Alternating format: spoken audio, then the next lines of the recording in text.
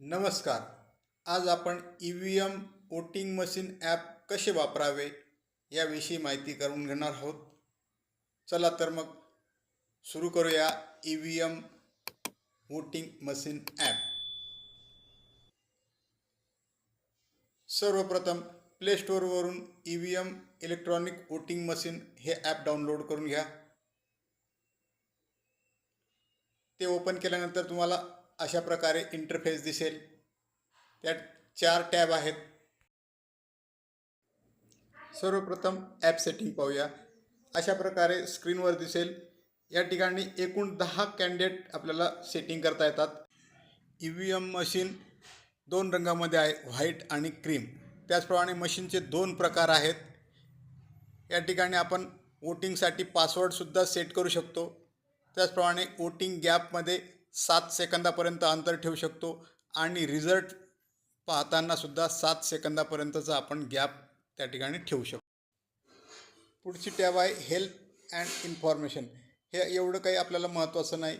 मशीनविषयी माहिती दिलेली आहे या ठिकाणी. यानंतरची टॅब आहे EVM पेअर्ड मोबाईल ब्लूटूथ. दोन्ही मोबाईल ब्लूटूथच्या सहाय्याने एकमेकांशी पेअर्ड करून एका मोबाईलचा CU म्हणून वापर करायचा आणि दुसऱ्या मोबाईलचा BU म्हणून वापर आपण या ठिकाणी करू शकतो.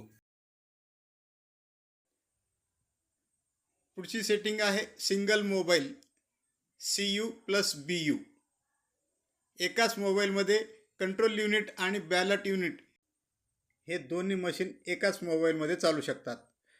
सर्वप्रथम केबलच्या पिनवर टच करा. नंतर मशीन ऑन करा. याप्रमाणे डिस्प्ले सुरू होईल.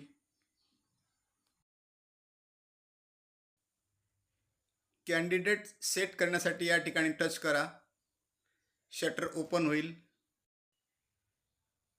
जर आपल्याकडे सील उपलब्ध नसेल तर या ठिकाणी जाहिरात पाहून आपण सील मिळवू शकतो. त्या खालचा सेक्शन आहे रिझल्ट सेक्शन.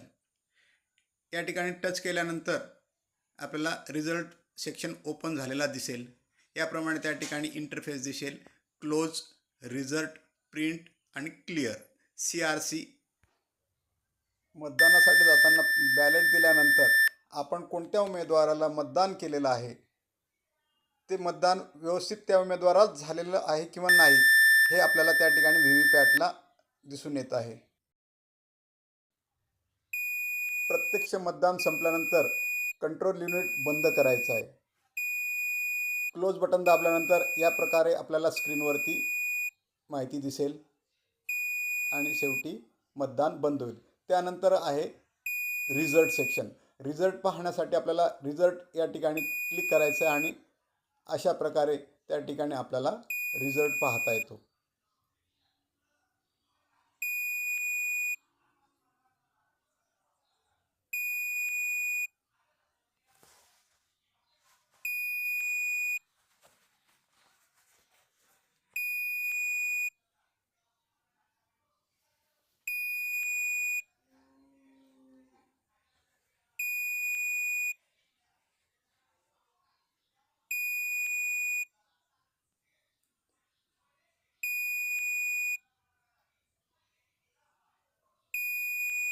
आणि शेवटी रिझल्ट पाहिल्यानंतर झालेलं मतदान डिलीट करण्यासाठी क्लिअर हे बटन दाबणं आहे.